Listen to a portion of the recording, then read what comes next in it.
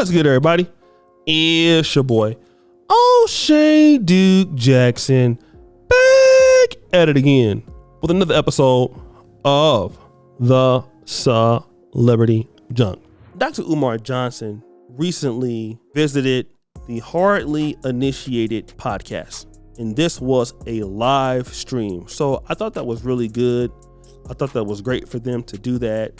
They allowed people to come in to the chat and talk to Dr. Umar Johnson.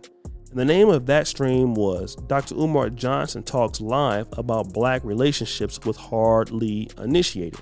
And there was a clip that I want to play. The brother was talking about his reluctance to share space, right? And how he's always had problems with that with women. And I believe that's been a lot of brothers' issues, sharing space with women and them being all in your business and not understanding the boundaries of a man. So I understand that, right? But I want you to hear what Dr. Umar Johnson said, and then we're going to come back. I used to always say this. I say the people that work with you, I used to say the people that live with you and the people that work with you know you very well. And I say work because you get to see a different side of them. They work ethics, their habits, their patterns in a different way as far as they grind, especially a man. Mm-hmm. But in general, man, I must say, man, I've failed at it. I failed at living with a woman, and it could be mainly because I did find these things out. But the reality of it is too, it can be very confusing when you start shacking up with somebody. It's a lot of confusion involved with that. It is, but here's my question for you though. Were you ready to compromise your personal lifestyle and the agenda you had for yourself? Because remember, relationship means compromise. If you're not ready to give up or give in on anything that's important in your life, you ain't ready for a relationship. You still need a pleasure contract because you're not ready to be accountable and you're not ready to take on responsibility for that other person. You see that? Yeah. So a lot of the confusion stems around the fact that you like her, but you're not ready to compromise the life I live. I'm not ready to only watch one game on Sunday with the homies when I'm normally there from 12 to 12. You see that? Yeah. I'm not ready to put in the type of time with her children that are not mine that I spend with my own. You see that? Yeah. I'm not ready to start being responsible for how I spend my money. I normally do it how I want, and she wants us to have a budget. I ain't never done no damn budget. You see, are you ready to compromise? Because two egos that are not ready to compromise can't have a relationship. That's a situationship or a pleasure contract. And again, that's all right if that's where you are. But the minute you say relationship, that means you got to give up in order to get in. Let me ask you this, because I want to take the conversation in a bit of a different direction here. And we got all five of them joints in. We got them all in. Y'all better be taking some damn notes because Dr. Umar is in the building. I need that transcription too. Now, Dr. Umar Johnson gave a very great answer. An answer in which, I largely agree with. I do not disagree with what he's talking about at all.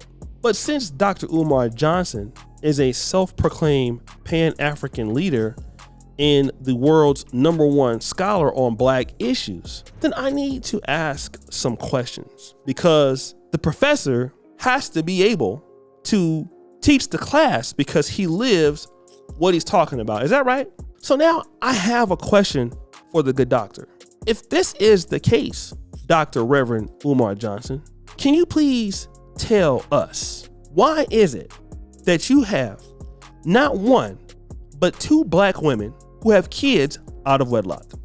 Can you tell us that? Would you also be able to tell us, if you can, why is it that you are known in the Pan-African world as a worldwide womanizer wherever you go, right? If this is the case, why is that's the case with you? Because this is what we need to know. It has to be something that we can make light of. Because you're always out here telling black men what we need to do for our black women. And I understand being a black man, being a husband, being a father is hard work. Taking care of women is very difficult. It's not easy, okay? Especially in a community like ours, which is fractured, and looking after ladies is not easy. I can tell you it's not easy.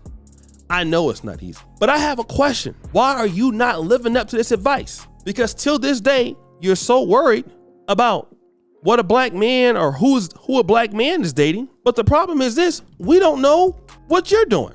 And it's not against the argument, but why are you not in these relationships? Can we know that?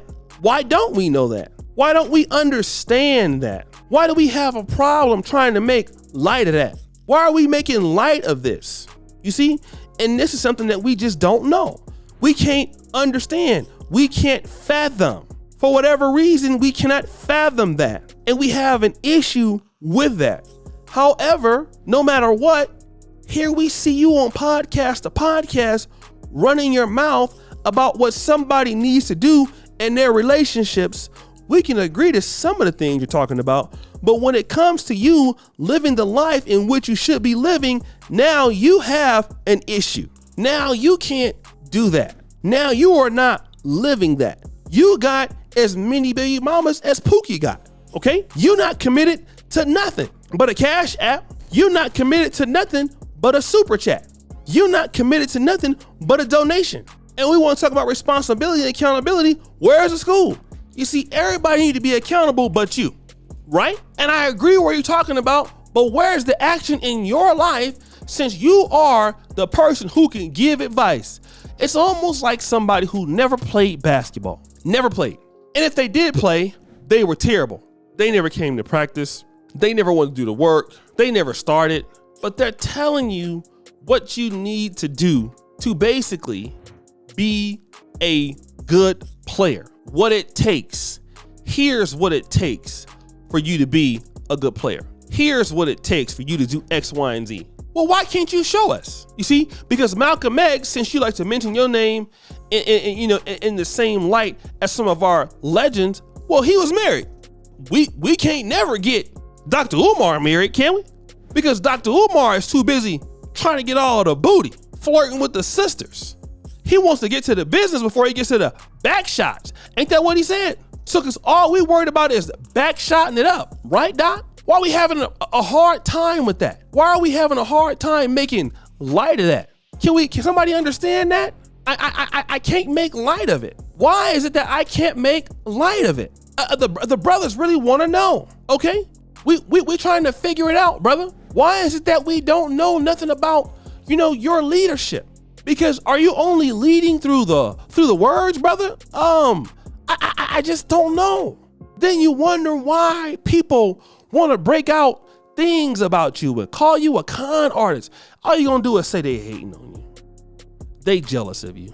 No, because you ain't got no accountability.